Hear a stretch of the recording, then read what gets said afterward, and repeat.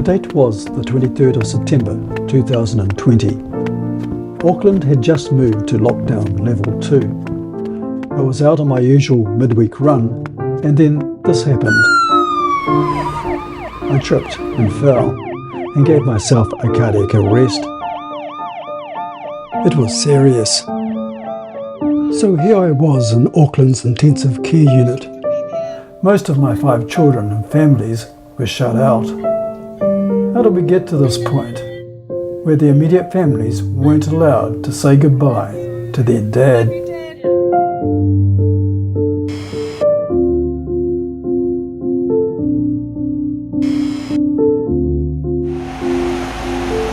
This story starts the year earlier, back in 2019. That's when the dreaded disease COVID-19 was threatening to wipe out 20% of the world's population.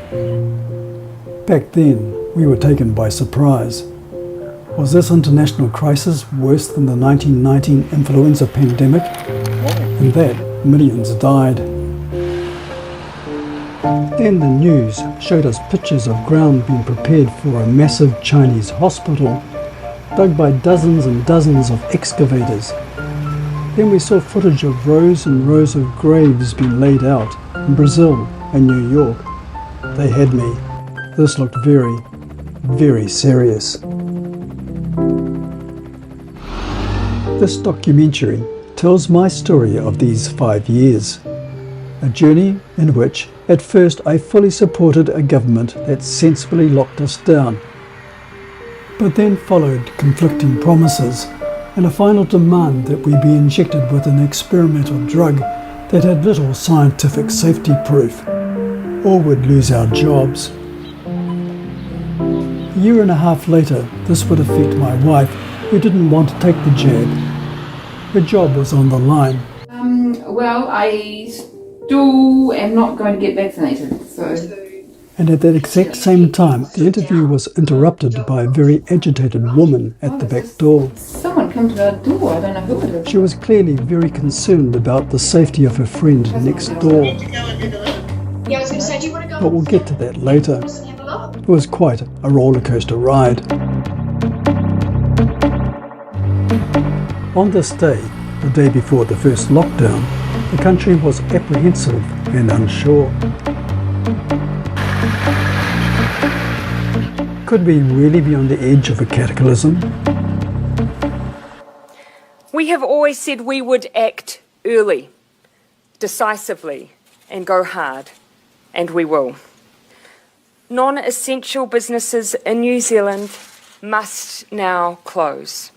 All bars, restaurants, cafes, cinemas, pools, museums, libraries, playgrounds must close their face-to-face function. Staying at home is essential. If you hang out with your friend at a park or see a family member for lunch, you risk spreading COVID-19 and extending the nation's time in level 4. Failure of anyone to play their part in coming days will put the lives of others at risk, and there will be no tolerance for that. We will not hesitate to use our enforcement powers if needed. I have one final message. Be kind. We will get through this together, but only if we stick together. So please be strong and be kind. 2 days ago, there were 6 workers in that building. They've all gone home. They've left a sign on the wall. Be kind. Our Prime Minister's plea later to become ironic. Still people in the town walking around. The local dairy will remain open, but there are strict rules. Well, what's happening tomorrow? We're going on a lockdown, 4 weeks of lockdown. It's going to be 1 in, 1 out basis. It's something new. Nobody has done it up here before.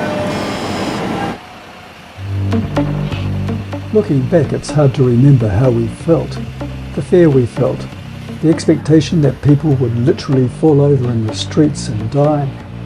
Surely anything at all would be worth it to prevent that.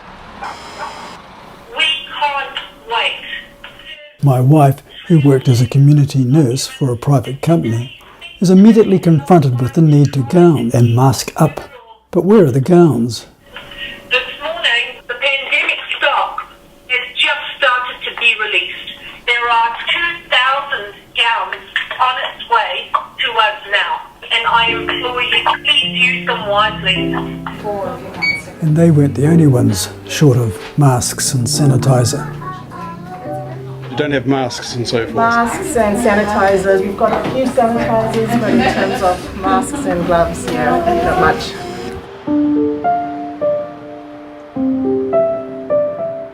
Notices on how to pick out the likely unclean were already posted. They're told to self-isolate in cars and phone in for remote consults. A local cafe already closed down. I think they're allowed to be open today, but they're not.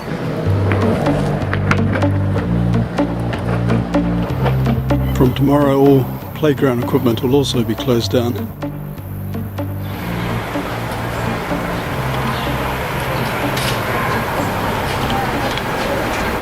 This is day one of how we go about responding to level 4 of the COVID-19 response.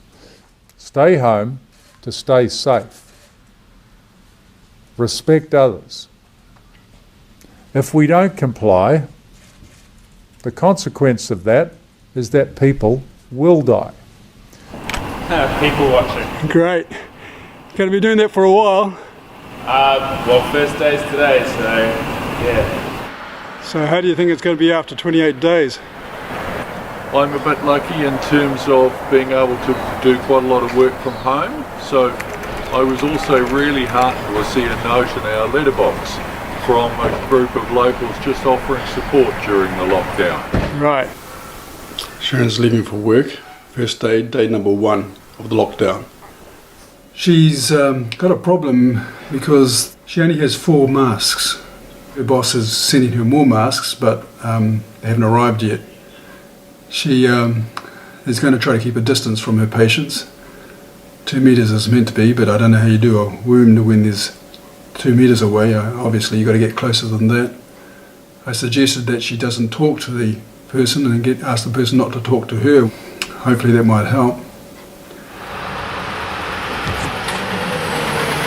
There's the rubbish collection outside at the moment, and I noticed the rubbish collectors have got masks on, and yet a frontline medical worker doesn't have enough to use, and they're only good for 20 minutes anyway, so seems to be a little point.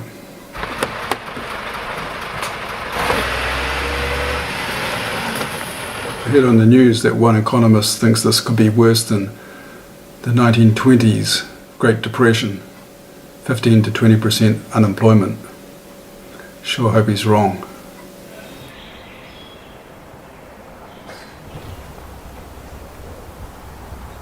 We're on day 2 of the clampdown, and there's a lot of confusion about whether we should clamp down at all or whether we should actually just let the virus take its course and we can get back to business and not ruin the economy. This gentleman seems to have just changed his mind. Originally he was reported as saying that 2 million in the USA were going to die and 500,000 in England were going to die, and now in this report, this is just yesterday in actual fact, and this is the British Parliament, they're saying that the number is at 20,000 now, and it's actually quite manageable for the whole of UK to manage that number of deaths. So it sort of changes the whole picture from doom and gloom to pretty much business as usual. You know, the question is, should we even be doing this clampdown? Should we just get on with life and let the virus take its course? It's the 3rd day of the lockdown. Tonight we've got a plant-based conference planned. We have a lecture, we're going to get into chat rooms, we're going to talk to each other, eat meals together, compare recipes, and learn some stuff. The key thing that we all know that's really affected us is coronavirus and how it's impacted us. It's about optimising our health and enjoying the food. You know, I never had a massive interest in food, but now, you know, I really enjoy and I really think about what I eat. This is day 4 of the lockdown. Come on. Nearly home.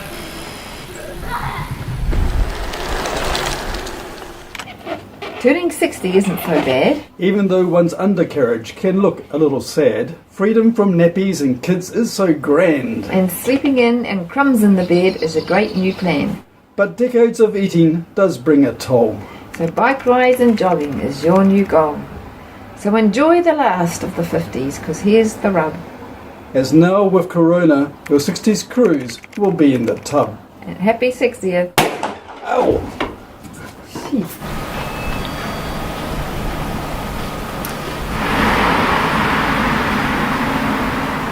There's people in a local park chatting. I hope they're all in the same bubble. Just got back from a 5k run. Day 7 of the lockdown. Well, a lot of people out, passed a few. Got within 2 metres a couple of times, but sort of whizzed past the people. I don't think we were in danger of swapping any germs or anything. Anyway, now I'm for a shower. Bye.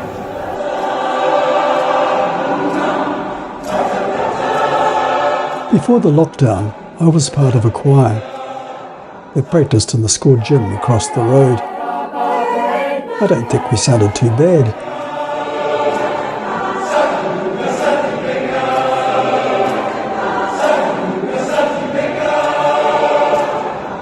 But once in lockdown, we initially tried to sing together online, but with the sound delays, it proved to be impossible.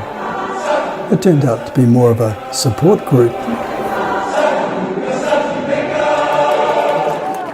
My boss sent me to ED to get tested. Unfortunately, test result came back negative, and I'm back to work after a few days isolation. My colleagues, every time they see me coughing, they get anxious. The fatality rate for COVID-19 is very age-dependent, rising to 8% or 1 in 12 among the over 80s. A vaccine could save millions of lives globally. Public Health England scientists are talking down in nature. By the second week, we have settled into a new shopping regime of queuing 2 metres apart and masked. Well, most of us. Day 10, a steady stream of concerned citizens queue for their free PCR tests. 2 metres, okay. Our visits to family are always outside and sometimes involve some creative exercise. Keep going. What is this, day 11? I'll go walk down. Hey, you gotta put your hand on the ground, jump like a frog. Start jump. 1, 2, 3, 4, 5. Sprint.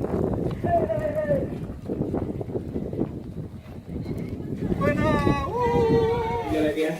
This is a really good idea. How you going, Grant? How was it? Half expecting COVID to rain down terror across our community, our local Facebook administrators group decided to do something proactive, to reach out and find the people who need help. Half the people I called were actually out, so which is curious, because where'd they go when the lockdown, I don't know. Maybe they're all shopping. The people seem to have forgotten they put their name down a couple of weeks ago, and they sort of had to explain to them. The one useful question for me was, do you know other people who are helping other people? I thought overall that the calling is really useful.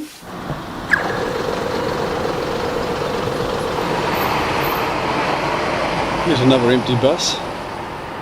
It's day 17 of lockdown, 11 days to go. Easter Saturday morning. Meanwhile, back at the local liquor store, crowds queued, knowing exactly what they were going to do to pass the time. Just as well, alcohol was deemed to be an essential food. We have had a sad and sobering reminder of the need to stay the course today. With 4 more deaths from COVID-19 in the last 24 hours, our deadliest day to date. Hello. Before lockdown, I was part of a men's group that met from time to time. Lockdown drove us online. Can't undo it. Can you your microphone, bottom left-hand corner, unclick it? How are you going? Yeah, good. Yes, the last time we met was at the funeral, wasn't it? Was it a month ago? You're very fortunate because it was only a couple of days after that the lockdown started. They went from 500 gatherings, and then the next day after the funeral, it went to 100. Yes, exactly. A couple of days it went to 10. Yeah. as I said, a very good funeral. Anyway, it sounds like we're going to get out of this lockdown next week. I think there's a very good chance by next Thursday. Yeah. Wearing a mask or face covering is mandatory on all public transport in Auckland, including our ferry services. Please wear your face covering prior to boarding and keep it on throughout the journey. Please track your journey using the QR codes located on our vessels and ticket offices. And practice good hand hygiene using sanitizer stations on wharf. But I think, we'll look back in 6 months' time and we'll realise that New Zealand is probably the best country in the world coming out of this. This is going to change the way we do business. 50-50 home and work is going to become the norm, I think. Good idea. On the right-hand side, you get a great view of the ports of Auckland. One of our group members worked for the port. The close down affected their ship movements too. New Zealand's biggest port. There's a quarantine period, 14 days, so... We say it must be at least 14 days, otherwise we don't allow them into the port to the hour. Let's say 14 days. Really? Yeah. So why do they go sail around in circles for a couple of days and then come down or something? So the slow steaming to get there. I've got two children in the medical industry. One's a nurse and the other one works for Auckland Hospital Board. So they were still working full time. So they'll be okay. I've got one who works for CV, waiting for the sports to start again. Well, that could be a while. Curry's just picked up a whole lot of work kits for children.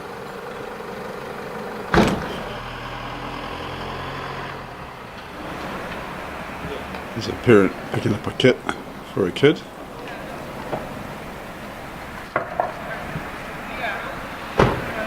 These are new times and everyone's looking for new ways to promote their business here because it's never been done before.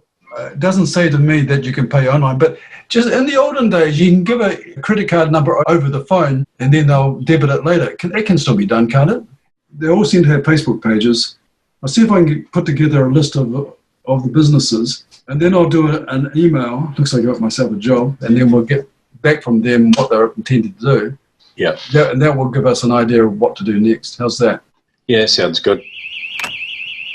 Day 22 of the lockdown. School's empty because of the burglar alarm. Constant problem. This is day 25. 3 days to go in the lockdown.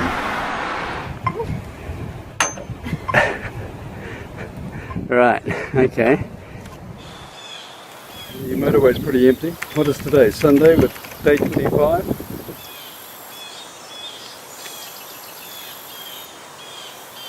Pretty empty.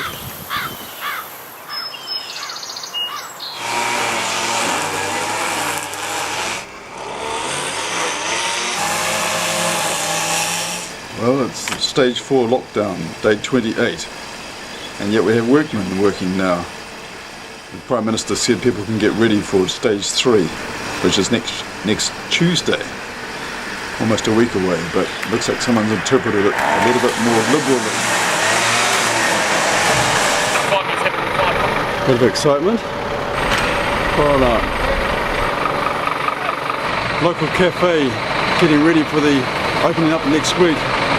Looks like they left something going and got the fire brigade out. As our dawn service approaches at 6 a.m, what we're asking you to do, and please, only if you can do it within the lockdown rules, is to stand at your letterbox. Wherever you are in the world, we invite you to stand with us and take a moment to remember our fallen. But please, make sure it stays within your bubble.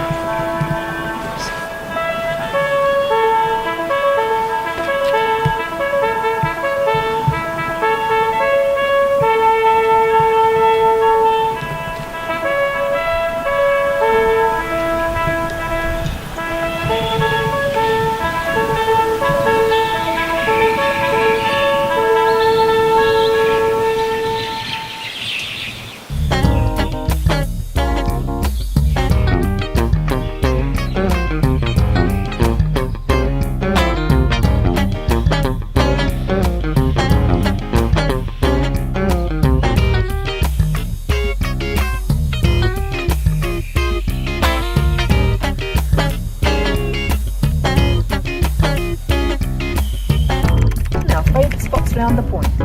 First one, the windmills. And this is where concerts before COVID. This is the creative people. And this is where I finish my park run on Saturday mornings, pre-COVID that is. And this is where I sometimes rested. Beautiful clouds.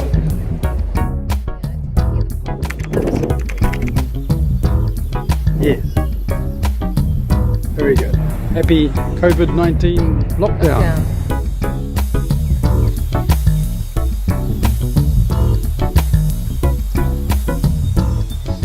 What can I help you today? Yeah, I'm just ringing up. Just want to discuss whether I qualify to get a COVID-19 test or not. Run tonight, I might stop halfway through because of extreme shortness of breath. In fact, I thought I was going to pass out. Just wondering whether that could be a sign of something or... I'll do that tomorrow and... Thank you. G'day, okay, I'm here for a COVID test. Okay, it is behind the building, the back of the building. You'll need around. to drive, use your car. Can I go to the toilet? Yeah, sure, go, just go on through. Do you have a mask? No. No, do that one. Why not? Right, out into the surgery. Sorry? Do you have any symptoms today? Today, a bit of a drippy nose, I suppose. It sounds like some change in season symptoms there, but we'll still test you today. It's just going to go pretty much far back into your nose, stay there for 10 seconds. I may end up sneezing. I hope that doesn't work. So I just need your head resting on the headrest, and looking straight ahead. Yeah. Perfect, so just looking that way? Sorry. Perfect. It's okay. Okay, just bear with me. 1, 2, 3, 4, 5, 6, 7, 8, 9, 10. Awesome, and sneeze. Yeah. So a couple of days for results, okay? Okay, and I'll get a text if it's clear. Yes. For the latest information, follow New Zealand Transport Agency on Twitter and Facebook. Keep Kaha New Zealand. Please stay strong, stay home, and be kind. This time my symptoms were nothing, no COVID. Looks like I'll live to see another day. We were nearly 2 months into lockdown. Masks were starting to disappear, but the 2-metre rule was religiously adhered to, almost as a statement of faith in the all-knowing and trusting government. Out there, people are starting to die. Fear is still the rule. By now we had adopted a new norm, queuing and waiting for hours to do something that previously would have taken minutes. But we didn't care. We were saving lives.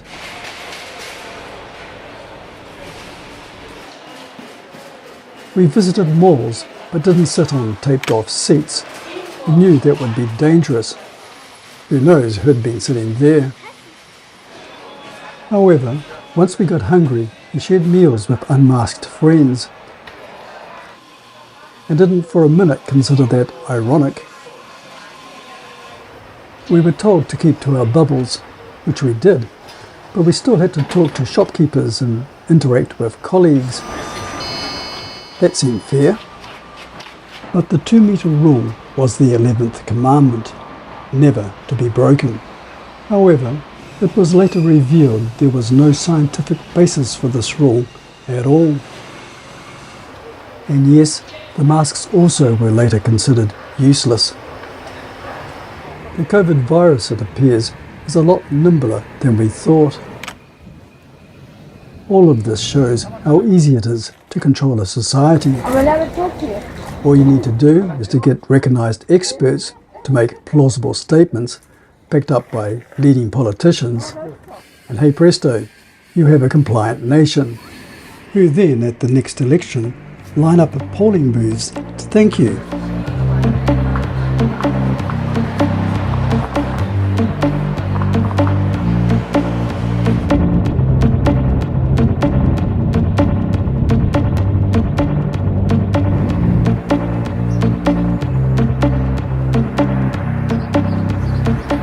May. Wash your hands with soap for 20 seconds, then dry. Cough or sneeze into your elbow. If you're sick or have symptoms, stay home.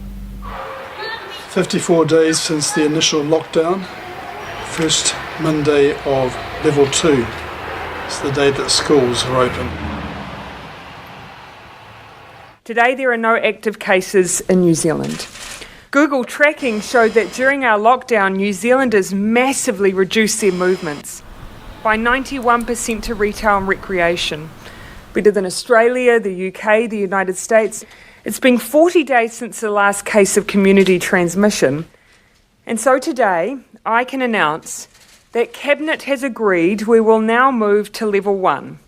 And so at this point in time, though, our advice stands: we don't recommend or require masks. At this time, we settled into a world of lip service to COVID prevention, while continuing our lives pretty much as normal.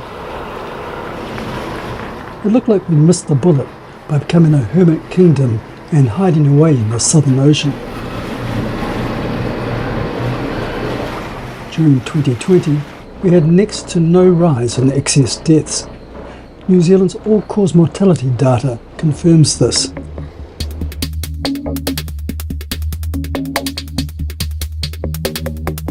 All-cause mortality stayed pretty much the same over the first year of lockdown. Despite the normal ups and downs, overall it's flat, perhaps a slight rise. There's no need for concern here. However, this pre-vaccine flat line becomes important later on. Then, much to our surprise, with more COVID cases, lockdown levels start to climb again. Today is Thursday, the 13th of August. This is the first full day of the second stage 3 lockdown. Maybe we were getting too slack, but soon Auckland was back to level 3. No more pools, libraries or playgrounds, or our local farmers market. This is Saturday, the 29th of August, second to last day of the stage 3 of our second lockdown. 3 weeks later, we were over it, with wholesale disregard of our exclusive bubbles. The still intact 2-metre rule was well and truly gone, but local restaurants stayed closed. So is this the end of the story? Not by a long shot. And for me, it was only just getting started. The date was the 23rd of September 2020. Auckland had just moved to lockdown level 2. I was out on my usual midweek run, and then this happened. I tripped and fell, and gave myself a cardiac arrest. It was serious. So here I was in Auckland's intensive care unit. My wife and 1 child were the only ones permitted to enter. Officialdom was afraid too many would bring in COVID. Most of my 5 children and families were shut out. What followed was a day of intubated unconsciousness.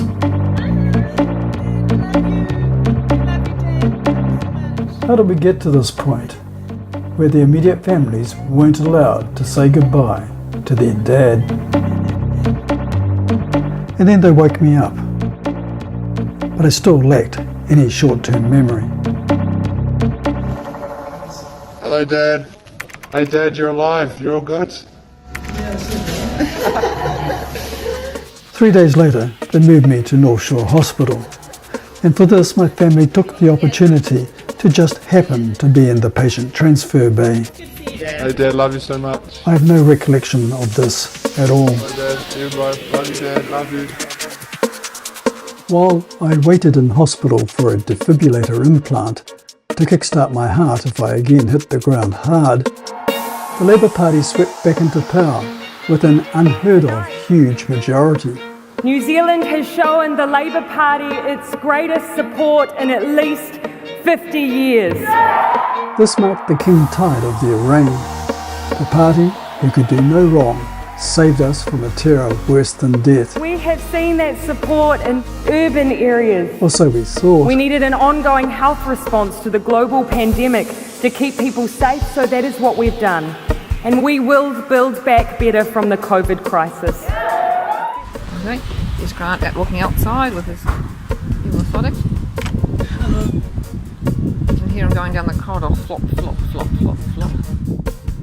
Meanwhile, my running accident had gained me some notoriety. And my month-long stay in hospital earned me a special farewell from all of the ward staff. Then 3 months later, while I was recuperating at home on the 3rd of February 2021, it all changed. The government announced the vaccination program. Yesterday, Cabinet confirmed formal government approval to use the Pfizer COVID-19 vaccine. That means we should be in a position, all things going to plan, to start vaccinating our border workers from next Saturday, the 20th of February.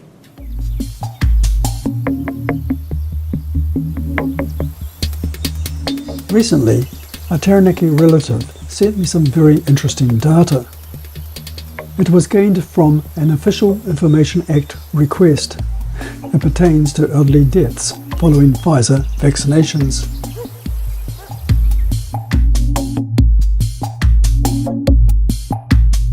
From late May to June, rest home residents and plus 60-year-olds were lined up and injected with the Pfizer vaccine. Surprisingly, at the same time, the number of 60-plus injected deaths quickly shot up, peaking at 447 deaths in June, followed by a second peak in August when the dosing also peaked. The second peak is lower, as there were probably now fewer vulnerable elderly alive. Also note that all of these 60-plus first-dosed all-cause deaths didn't make it to their second dose, due 3 weeks later. Why would that be? And what about COVID? At this point, there were just 25 COVID deaths. So this surge of 2,400 elderly all-cause deaths during Pfizer's first dosing period were not due to COVID. Our vaccine rollout is ahead of schedule, apparently. More than 172,000 people have received their first dose of the vaccine. That's up nearly 32,000 in just a week. The number of people who have had 2 doses has ticked over the 60,000 mark. They are regarded as fully vaccinated against COVID-19. To get some personal stories from those who didn't respond well to the vaccine, I turned to an old neighbourhood friend of mine who started collecting testimonies from dozens and then hundreds of vaccine-injured. Stories that have been largely ignored by the government and main source media. I am 65 years old. I have had only 1 dose of the Pfizer vaccine on May the 28th, 2021. 10 days later, I was emergency evacuated with an extreme neurological incident where I lost my memory and my blood pressure was 200/120.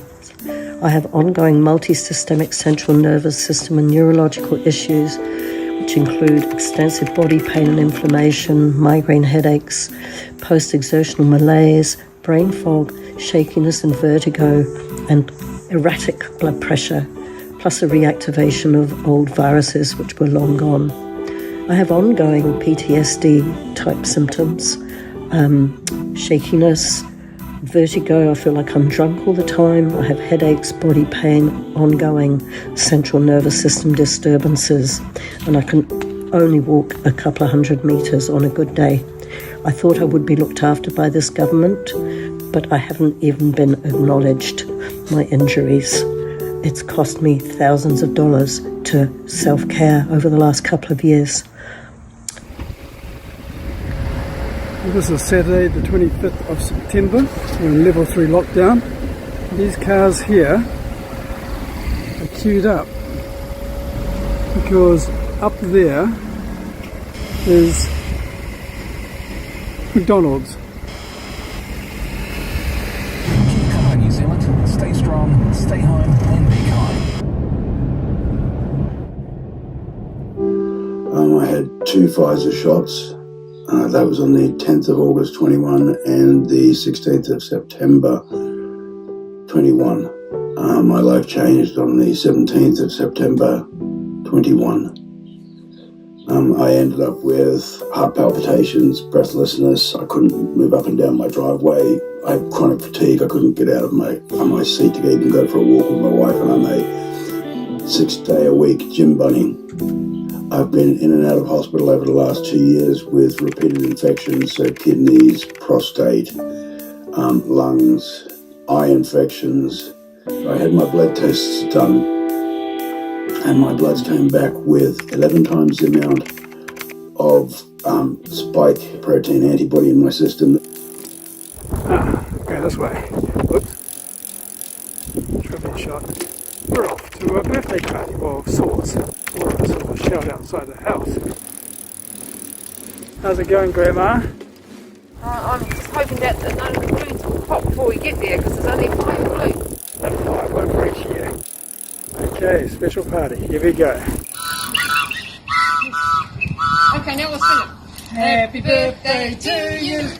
Happy birthday to you. Happy birthday, dear. Happy birthday to you. Meanwhile, the local Sunday strollers ignore their level 3 bubbles, yet stand by for more education from our beloved leaders. We know from experience overseas that COVID-19 is becoming a disease of the unvaccinated. Delta is literally bypassing vaccinated people and latching on to the unvaccinated. We had an individual who was unvaccinated and not one of their family members who were vaccinated got COVID. Only 3% of cases in this outbreak have been vaccinated. The only problem with this announcement is that it doesn't really hold water. The next day, the New England Journal of Medicine published a paper revealing just a 20% effectiveness, or a possible 80% vaccine breakthrough 5 to 7 months after full vaccination. Also today, we now know the vaccinated are just as likely to catch and spread COVID. Over the past year, a mood change had swept over our society. Previously, we were all on board with lockdowns to save lives. But for months now, vaccinations were being pushed hard, very, very hard.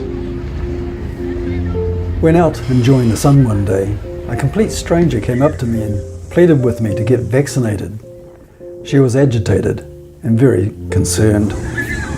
I watched as she then went from group to group, repeating her plea.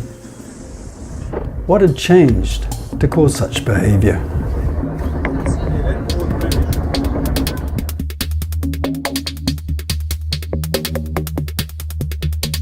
As the government ramped up its vaccination numbers, there's another statistic that seems to be rising too.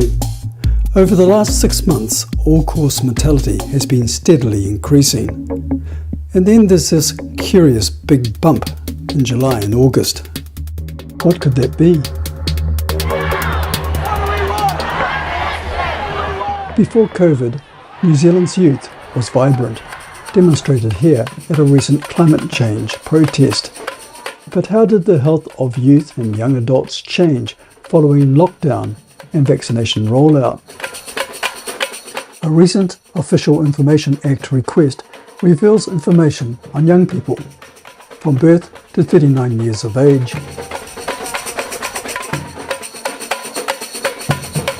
The first question asked about hospital emergency arrivals. A projection from before vaccinations began in 2021 until the end of 2024, we're looking at a massive 500% plus increase in hospital emergency arrivals. Even to the end of 2023, we had an incredible 350% increase. Something is definitely wrong here. It should be all over the newspapers, but it isn't. Why is that? The next question asked about acute pericarditis hospital discharges. Pericarditis is inflammation of the sac surrounding the heart. From just before vaccinations began to mid-2023, there's been a significant 38% increase. Then finally, they were asked about acute myocarditis hospital discharges. Myocarditis is inflammation of the heart muscle itself. From the year before vaccinations began to mid-2024, there's been a huge 300% increase. While the actual numbers are low, even if it was just 100% increase, it should have been of great concern to medical officials. Myocarditis and pericarditis are known side effects of the COVID vaccines. Also, a recent scientific study of more than 1.5 million children, in which 49% weren't COVID vaccinated, concluded that of the children who got myocarditis or pericarditis, 100% were vaccinated. None were not vaccinated. On the 21st of May 2021, I was mandated into the Pfizer vaccine while serving as drum major in the New Zealand Army Band. I only had the one dose and I've had 2 strokes, been diagnosed with chronic fatigue syndrome. I live in constant pain. I'm still awaiting a heart operation. My lungs are buggered. I've gone from being one of the fittest in an army unit and healthiest for 16 years running to being told by neurologists and cardiologists that I'm not to do any exercise or anything that overexerts myself. Obviously lost my job, declined from ACC by ACC. That battle's ongoing. To lose $90,000 out of our family budget and nobody willing to step in to fill that gap because they just don't want to believe it. My army doctor lost his job for acknowledging jab injuries, and 2 doctors that I'm currently seeing under investigation by the Medical Council of New Zealand just for trying to save us, for trying to help us. We live in a dark place now, dark, lonely place. Gaslit by the government, ignored by the media, and quite frankly, going to emergency departments and hospitals, as I've had to a number of times, pretty much just get mocked. For me, it all changed on the 11th of October 2021. That's the day that our Prime Minister went back on her word not to mandate vaccines. My texted plea to my Member of Parliament friend for the government to urgently reconsider was ignored. It was also the day my wife was forced to decide whether to abandon her career or not. As well, I believe that was the day Labour went from landslide victory to punishing defeat in the next election. This week there are 2 things we're going to do to drive those vaccination rates up. The first is Super Saturday, where across the country we'll be pulling out the stops to increase vaccination rates. The second thing we are doing to strengthen our response is to make vaccination mandatory for large numbers of our health and our education workforces. This is a decision that has been made by Cabinet today. The reason we are stepping up our vaccination requirements is because Delta is a different and more difficult opponent. This ultimatum gave my wife and I great cause for thought. Should we give in and stay in sync with our family? I came very close to deciding to do this, but then drew back. They did say it's a novel experimental product, and I'd already concluded that the drug companies couldn't be trusted when it came to child vaccines. So we decided no and put our stake in the ground.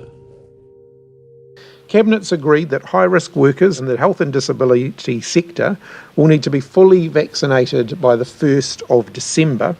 They'll need to receive their first dose by the 30th of October. This includes general practitioners, pharmacists, community health nurses, midwives, paramedics, and all healthcare workers in sites where vulnerable patients are treated, including intensive care units. In other high-risk settings, like for instance large-scale events or potentially hospitality, that's where we're looking to use things like vaccine certificates as a way to ensure that only vaccinated people are engaging with one another. About this time, vaccine passes were introduced.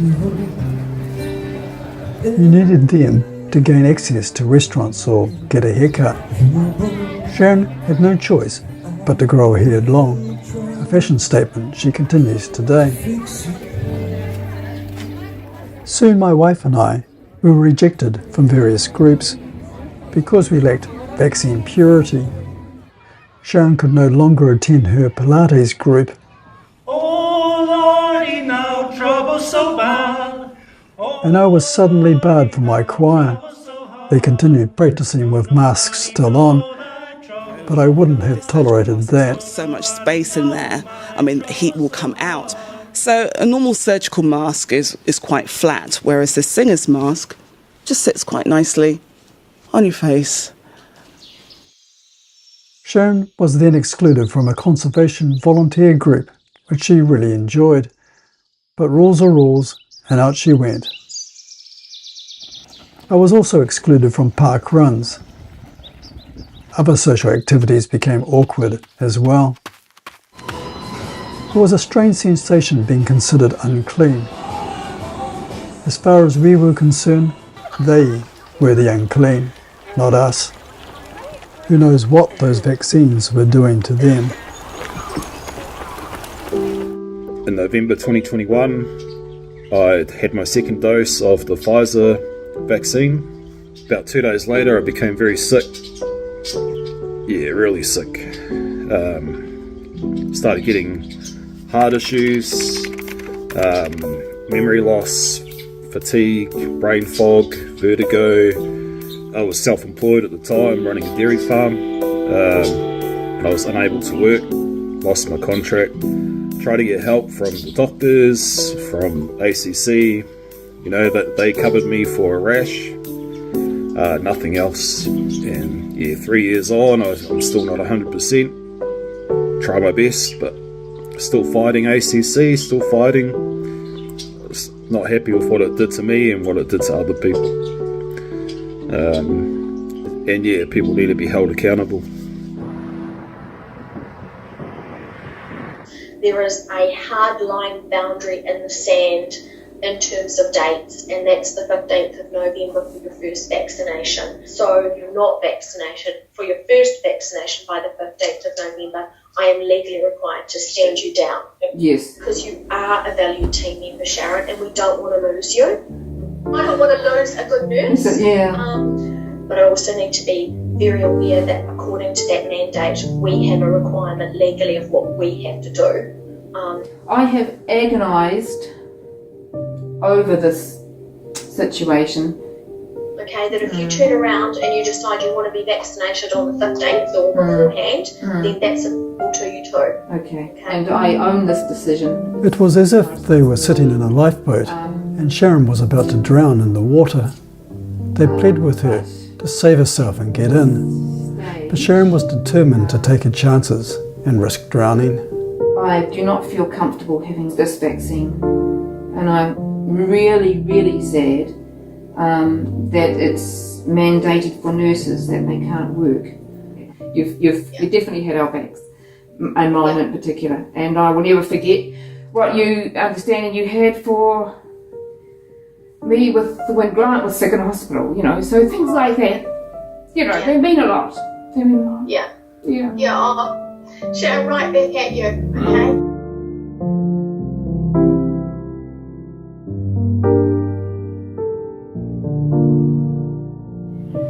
Auckland hit 90% first dose and 80% second dose over the weekend, and is now a matter of weeks away from 90% double dose. MedSafe has today approved a booster dose of the Pfizer vaccine. In this lockdown though, Delta has tested us like never before. But we are very close to getting back to doing the things we love, like seeing friends or family, or taking the kids to the movies. 2021 has been a long year, but we are now in a sprint to make summer the break it can and needs to be. So I encourage again anyone across those DHBs who have not had their first dose to support their local communities by doing so. I was upset. No, I was very upset. I was angry. I was angry enough to join a local protest outside Waitakere Hospital on behalf of all mandated medical workers. It was just one of dozens of similar protests around New Zealand. And for what? It's as if some great power had taken control and nothing was going to stop it.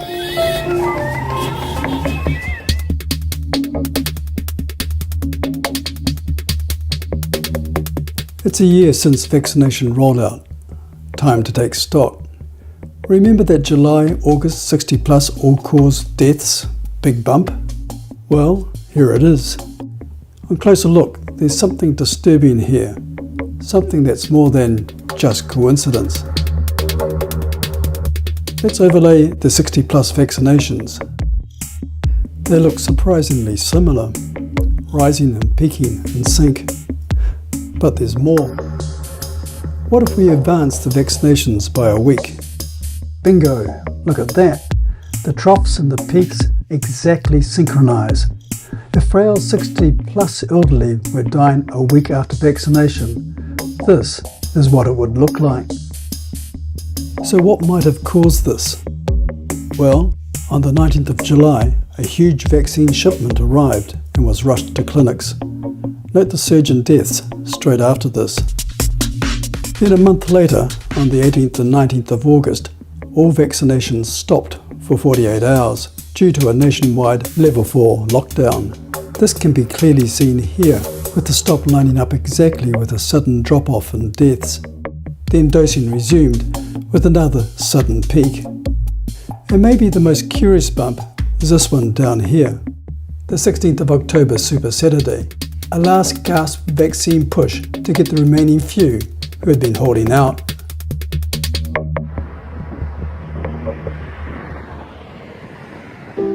I had 2 doses of the Pfizer vaccine, the first one being on November the 15th, when I was mandated to have my first dose. As a nurse, if not, I had to leave my employment.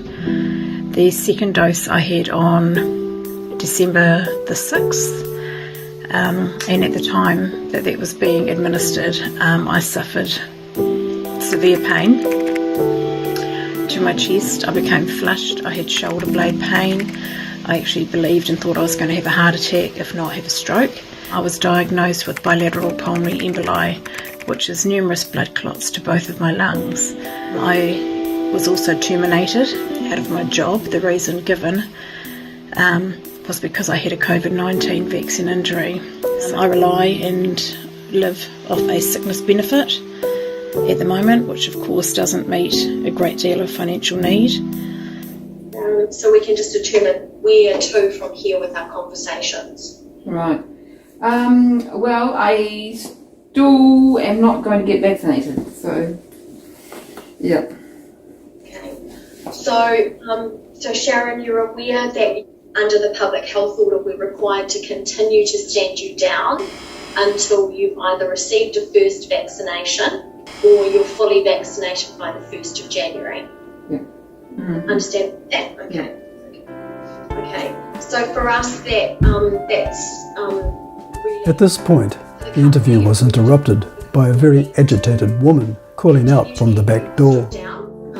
Sharon sent me to find out what was happening.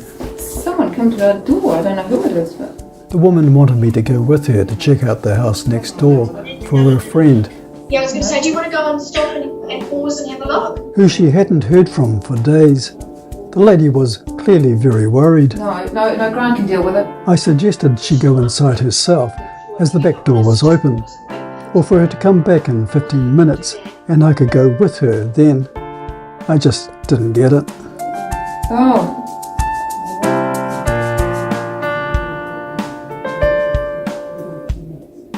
I don't know what it's about. Never mind, he's going to come back. Yep, no, off you go. So we are at a point where, unfortunately, we need to talk about giving you a notice period of vaccination. A few minutes later, the woman returned, crying and saying, "I'm sorry, this is a real emergency," and telling me her friend was in the garage. I still didn't get it, but went with her to have a look. And then it became all too clear. If Sharon's made up her mind, Can we call she's not going to change it. Hang on, we have an emergency situation here. Our neighbour has killed herself in the garage. So we'll have to come back. Oh my goodness. Stopping this right now. Yeah. You go. Yeah, you go. We've got to go and see if she's alive. Come on. Yeah. I just got to go and check if she's alive. That's fine. Yeah. We'll get back. Okay. Okay, go. Oh my gosh. Oh. It's devastating. Sorry. Shoot. Okay, Christine. Yeah. Let's. Christine. Let's get her. Oh, okay. I had a strong premonition that something wasn't right with our neighbour a night or two before. Never previously had I a strong feeling of dread wash over me like that.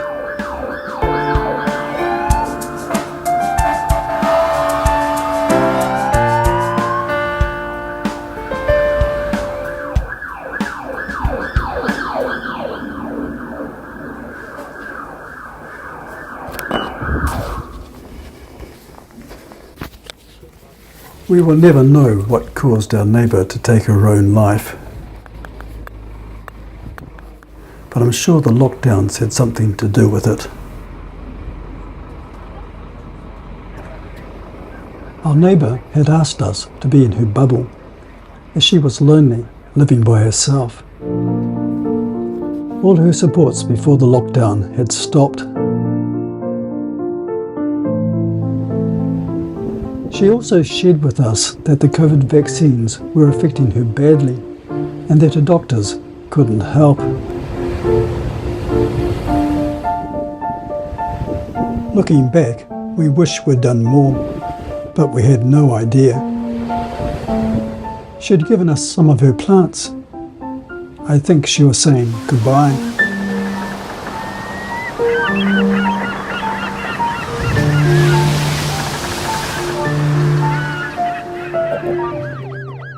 St John Ambulance keeps records of call-out numbers.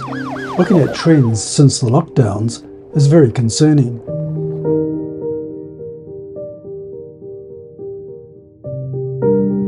This graph shows the rise in call-outs for chest pain and breathing problems since the lockdowns and vaccination program began.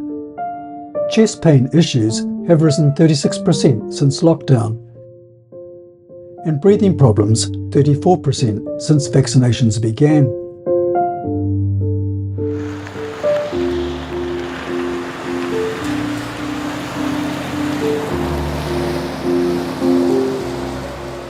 This graph shows call-outs for mental health, health problems and strokes.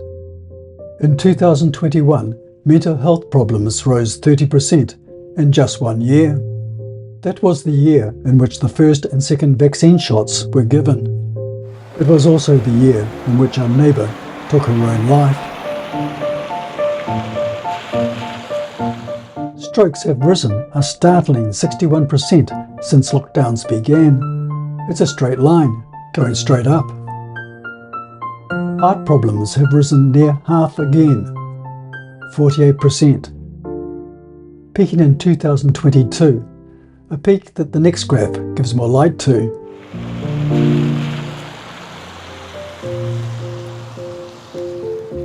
This third St John's graph shows headaches and pregnancy and birth call-outs. Headaches have increased 29% since lockdown, by nearly a third. And maybe the most concerning flag is this 10% increase in pregnancy and childbirth issues. Note the peaks in both headaches and pregnancy and birthing issues happened in 2022. the same year as the peak in the previous heart problems graph. 2022 was the year of the first and second boosters.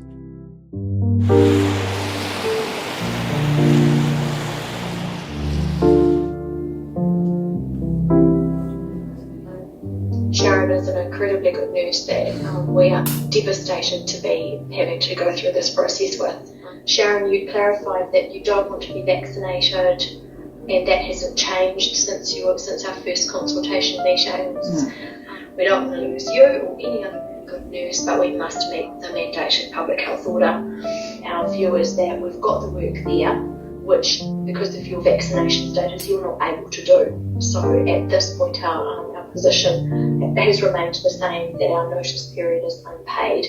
And I have to say the change of mandate has made this process much more challenging and more difficult and more anxiety ridden for absolutely every party. But if something changed and there was a choice to vaccinate, that we just want Sharon to always be aware that the job is there. Yeah, we're all stuck between the same rock and a hard place, really. To make sure So you're going to be fired now, and not if anything resign. changes, it's going to be an exiting process for you. How do you want to manage it? What do you want to do? You can't have a farewell party because you're not allowed to attend it. Well, is it? Yeah. I'll just individually ring people that I work with, I think. If something changes for you and there's a vaccination in the future and you want to undertake it and there's a role going, this termination is completely without prejudice. Okay. Okay. All right. Okay. Well, thank you all. Okay. Good that we finally got back together. Yeah. Thank you. Okay. Take care. Okay. Bye. Bye. For some reason I thought they were going to fire you on the 1st of January, but no, they will fine you today. Today you will be fired. You'll be given a month's notice today. You'll get a letter.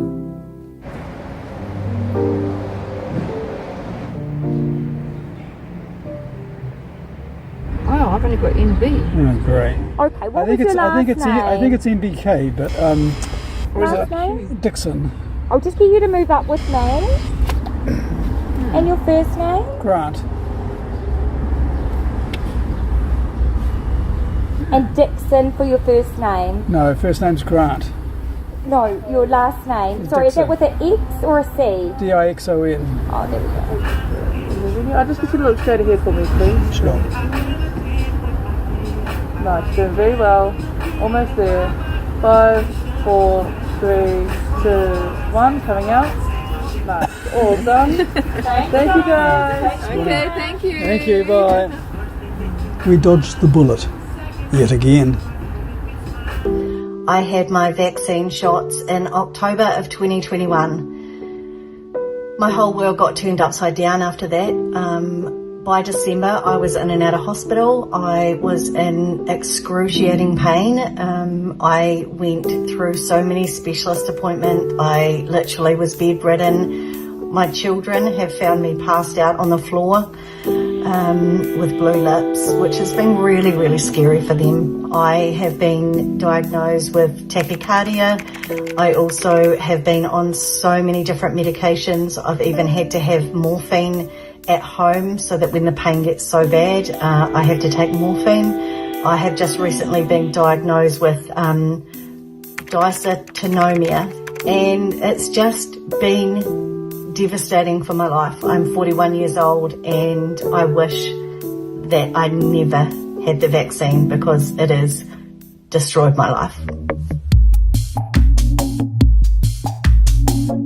It's now the end of 2021 and the second dosing of the COVID vaccine has also ended. How's it gone? By now, the mountain of 60 plus all-cause deaths had tripled, peaking at more than 1,800 deaths for the month. It's also interesting to note that this peak followed the second dose by some 4 months. Again, the sudden surge in all-cause deaths a few months after the second shot is too much of a coincidence to ignore.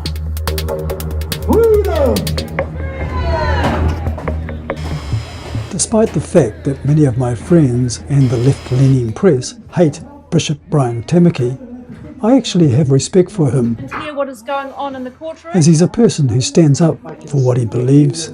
Every single one that goes past, I am going to ask, do you have our man in there? While I disagree with a number of his beliefs on the topic of COVID mandates and vaccinations, I think he got it right. You might think he broke the law, but that's a law that the government... So in January 2022, I headed off to Auckland's Mount Eden prison to join the Destiny Church protesters. What are we standing here for? My future, my family.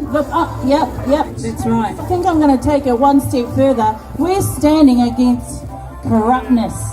Bishop Tamaki had been remanded in custody for 10 days for breaching his bail conditions by attending an anti-lockdown rally.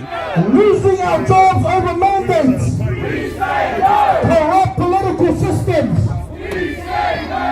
His parishioners decided to spend the time in prison with him, camped outside in the streets. The continual persecution of an ethnic community by government and the press should be a warning to us all. On the way home, I stumbled upon yet another protest, completely separate from the Tamaki one. This one seemed to be aimed at the Governor-General and was protesting the closing down of churches. I was aware of other pop-up protests around Auckland too. One protesting the vaccine injured being denied ACC compensation, and another one seemingly protesting against just about everything.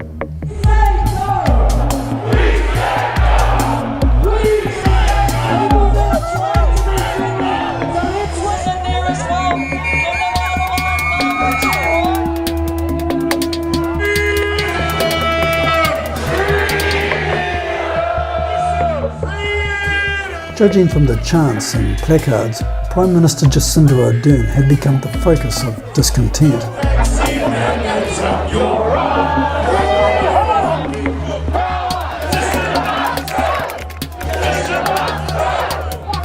It didn't take long. From the 11th of October 2021 mandate announcement to the 22nd January 2022, one of a series of huge protest marches. It had been just 3 months. Not long for this worm to turn. And they say they care about Māori outcomes, but that's a lie. These marches across the country were often ignored by the press. I guess they were just happening too often. Prior to the mandate announcement, Jacinda had been riding high. The saviour of our country from a much feared disease. But then the truth began to settle. Numbers don't lie. As well, we were hearing rumours that the vaccines didn't work. In fact, they may be even hurting people. On good authority, we heard that some had even died. But the safe and effective mantra continued, unabated. Jacinda's minders couldn't believe there was such a sudden change in public mood, so they ignored it. How could landslide Jacinda have lost her public confidence? Not possible.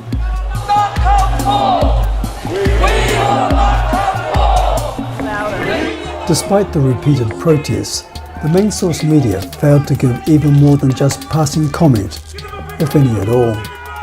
Such as for this protest, thousands on the street, and yet not even a mention in any main source media. If the government was listening, they would have foreseen what was about to happen next.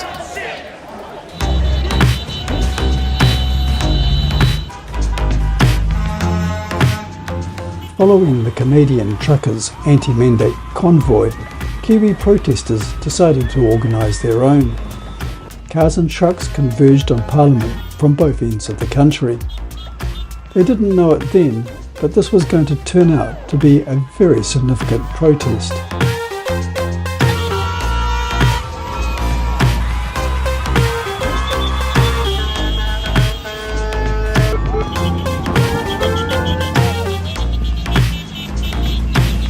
For the last 2 years, New Zealanders have been told to be kind? What kind of leader thinks it is okay to encourage bullying in two classes of society?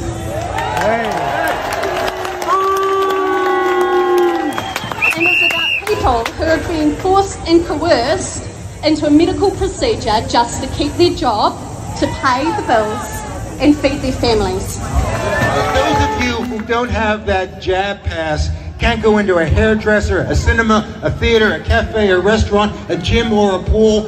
Is this the kind of society these people want for us? They changed the law in 24 hours of the judge's decision. Our words like safe and effective, that they give their meanings. That is not democracy, and we have had enough. Listening to the speakers on the first day, you can feel the anger, the frustration, the shock of being betrayed. I've never seen New Zealanders react like this. And then, not one MP came out to talk to them. Not one. I've never seen such a closed-door response by MPs to protesters. Something was very, very wrong here.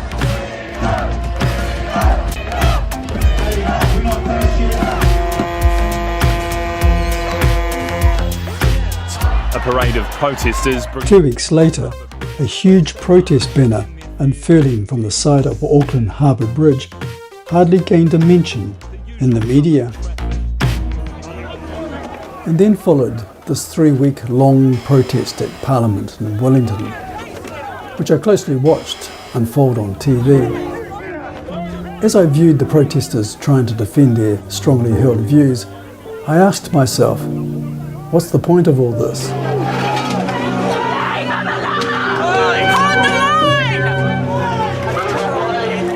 I concluded that democracy must let people believe and share contrary views, no matter how repugnant they may seem. You must listen and discuss and agree to disagree. But outright rejection has never worked and will never work.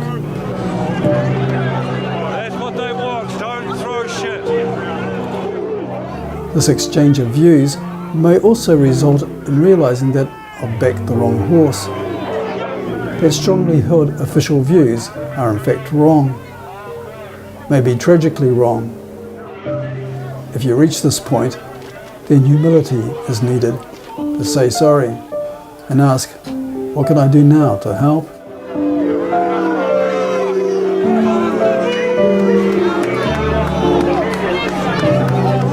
This is what they're abusing us for, our freedom.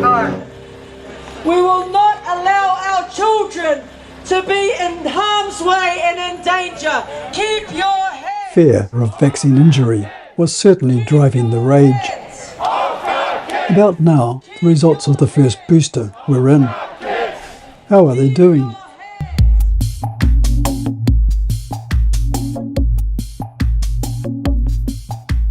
The February 2022 60-plus boosted were in for a shock, with a peak of some 2,700 all-cause deaths in July alone. This strange coincidence of a rush of elderly deaths occurring 5 months after the booster is very hard to ignore. Nevertheless, there's not a word from officialdom. Also, notice here, this speaker lines up with the next booster shot, probably due to deaths recorded within 2 weeks of the second booster being incorrectly credited to the first booster.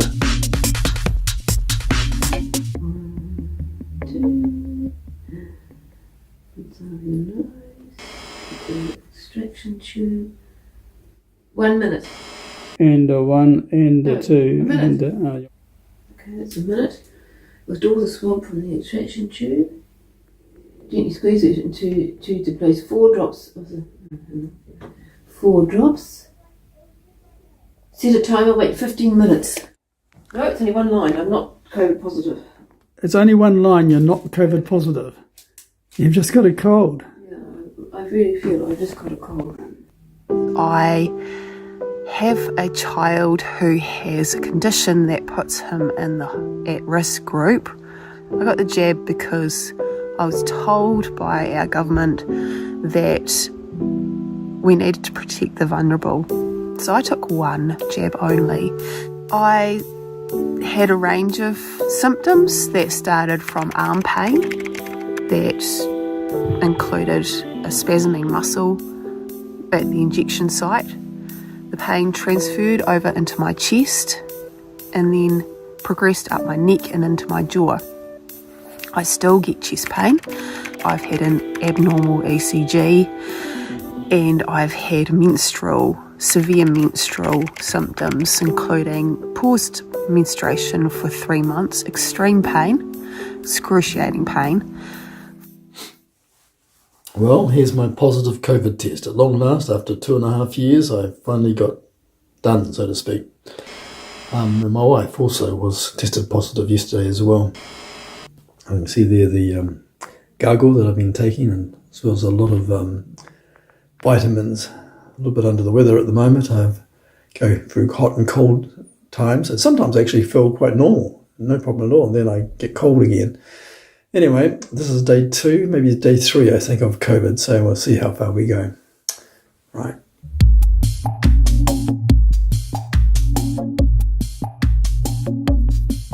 As before, the usual 5 month later 60 plus all-cause death peak. This month's peak is 1,030 deaths. However, this graph also has a curious second all-cause death peak in April 2023. The second peak is a huge 1,154 deaths. Again, you'll notice the second peak lines up with the next booster shot.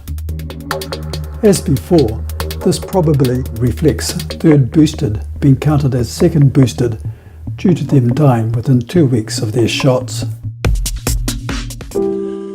I am COVID vaccine bereaved. My wife, Tracy, had one Pfizer vaccine on the 27th of August 2021 at 11 o'clock in the morning. That night, Tracy began to have blurred vision, and within 3 days had full-blown double vision and was too unbalanced to walk. I took Tracy to hospital and she was admitted to the high dependency unit where she spent 3 nights, then came home. While Tracy was in there, she was diagnosed with, and I quote, a bilateral abducens nerve palsy likely secondary to COVID-19 vaccine. Also showed microhemorrhages in her brain. By the following Wednesday, I couldn't wake Tracy up. An ambulance was sent out and Tracy spent the next 7 days in hospital. Over the following 18 months, Tracy struggled with her condition and general mobility and was never able to drive or work again or do what she enjoyed most, which was attending her flowers and vegetable gardens. We lodged a treatment injury claim with ACC, but they denied any connection to the vaccine as far as the brain bleeds were concerned. But although they conceded the abducens nerve palsy was attributed to the vaccine, they classed it as a symptom and not an injury. Tracy's condition gradually worsened, and sadly she passed away on the 28th of March 2023, 41 days after her 50th birthday and 15 days after our 30th wedding anniversary.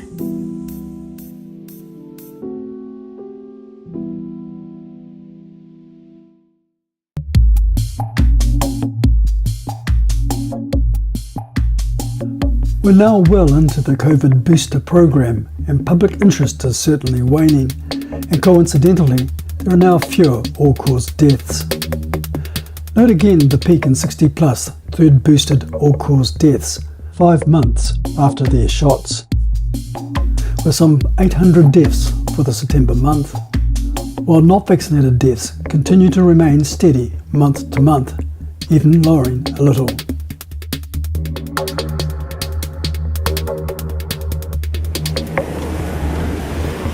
These flat, non-vaccinated deaths are the canary in the coal mine, so to speak, the placebo, if you will. They largely stay level while the vaccinated deaths ride up and down in sync with the vaccine shots. More on this in a moment. I have had 3 vaccine injuries since my second vaccination, and 1 more is pending. I had the second vaccination on the 27th of September, and a few weeks later I had an inflammatory attack on my entire body where I couldn't move. I lost all power in my hands. It was incredibly painful. I was finally seen by a rheumatologist who advised that I had the vaccine had actually brought on what they call inflammatory polyarthropy.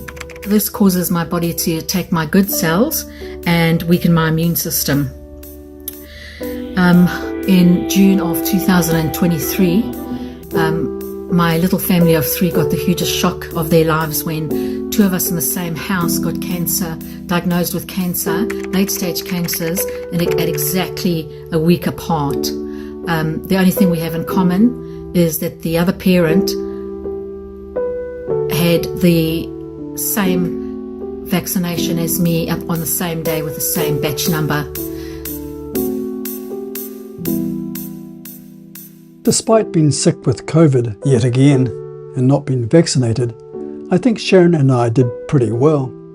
I was in bed for just 1 day, and 2 days later was back out there, biking through our streets.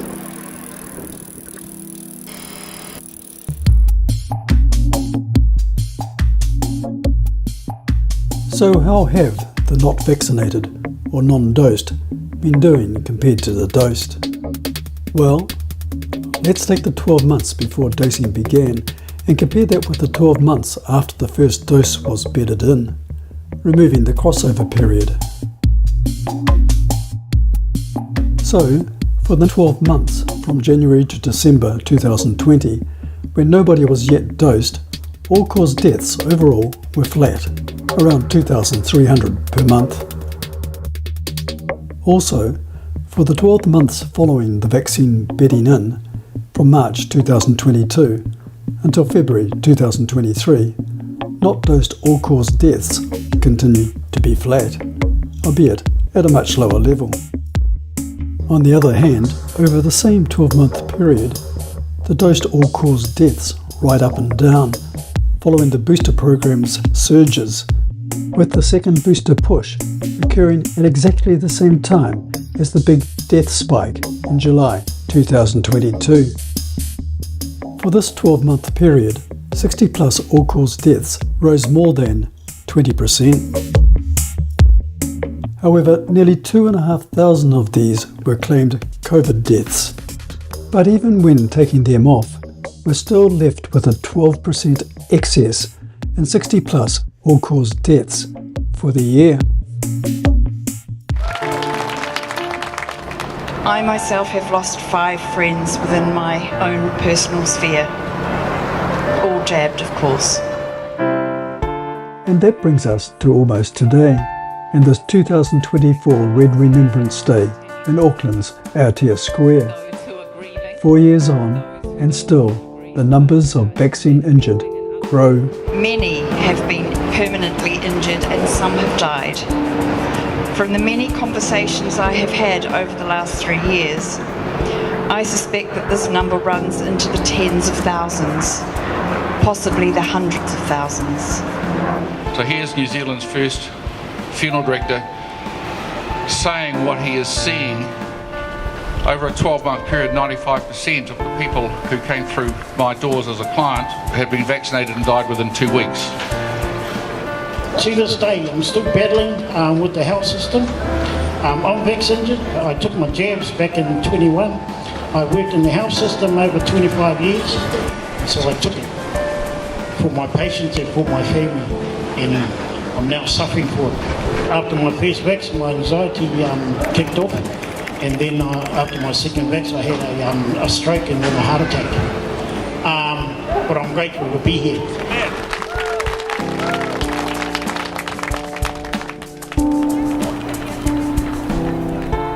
Today in our community, life has returned to pretty much normal. However, Sharon and I continue to hear of people suddenly getting sick, very sick, or being diagnosed with late-stage cancer and dying soon after. Some are young adults, leaving solo parents behind. So far, few have joined the dots.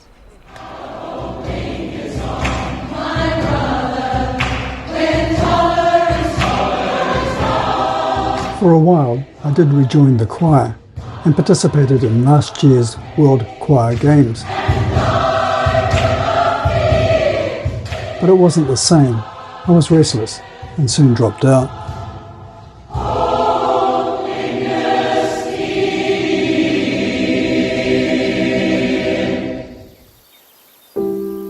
Sharon didn't for a minute think about returning to her Pilates or conservation group. I guess the hurt runs deep. Yeah, you're being great. I'm very proud of it. Yeah. Then late in 2022, Sharon's past employer offered her her old job back. They really wanted her, but Sharon had had enough and said no. Another qualified senior nurse left the workforce. Bye-bye. Bye-bye. Fortunately, her gardening group continued throughout the lockdowns and vaccinations. She continues to enjoy this group today. In April 2022, 2 weeks after vaccine passes were no longer required, I started park runs again.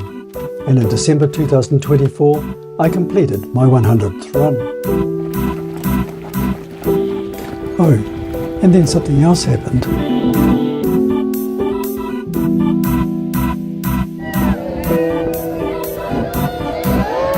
Last year, I attended the wedding of a close relative. It was a great day of celebration and family festivity.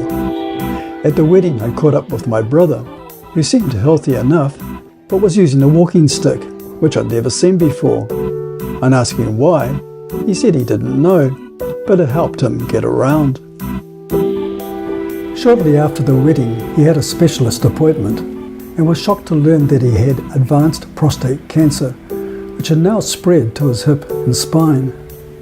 My understanding is that prostate cancer is something you die with, not because of, and it usually grows slowly, but not for my brother. It seemed he had a turbo version of cancer. A few months later, he had an accident, which ended up with him in hospital and a hip operation, which led to a stroke and then pneumonia. It was all too much for him, and he passed away.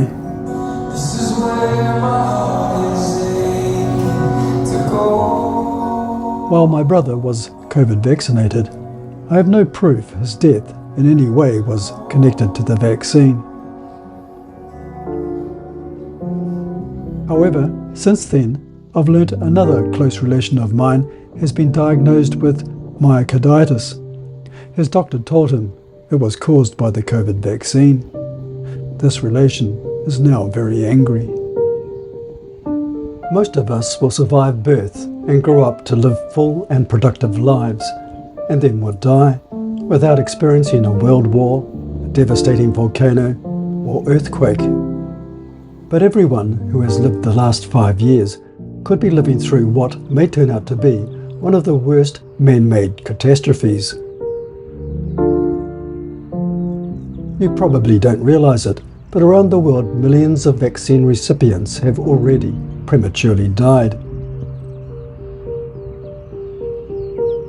And in New Zealand, possibly hundreds of thousands have been permanently injured in some way.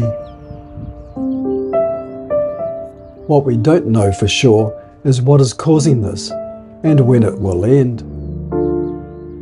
Far too many questions remain unanswered. Our leaders, both here in New Zealand and internationally, now must look into the effects of the COVID vaccines in depth and total honesty.